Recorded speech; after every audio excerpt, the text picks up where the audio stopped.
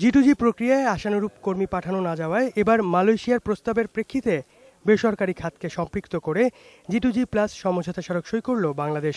দেশটির মানব সম্পদ বিষয়ক মন্ত্রী রিচার্ড রায়ত ও বাংলাদেশের প্রবাসী কল্যাণ মন্ত্রী নুরুল ইসলাম বিএসসি এ সমঝোতা স্মারক সই করেন। পরে প্রবাসী কল্যাণ মন্ত্রী বলেন, সমঝোতা স্মারকের মাধ্যমে দেশটিতে কর্মী প্রেরণে গতিশীলতা আসবে। সমঝোতা স্বাক্ষরটি 5 বছরের জন্য স্বাক্ষরিত হবে, তবে উভয় পক্ষের সম্মতিতে তা আরও বৃদ্ধি করা যাবে।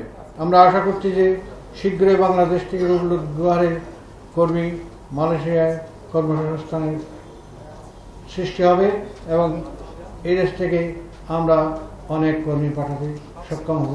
এদিকে এই চুক্তির ফলে দুদেশের সম্পর্কে ইতিবাচক প্রভাব পড়বে বলে মনে করেন মালয়েশিয়ার মানব সম্পদ বিষয়ক মন্ত্রী রিচার্ড রায়ত।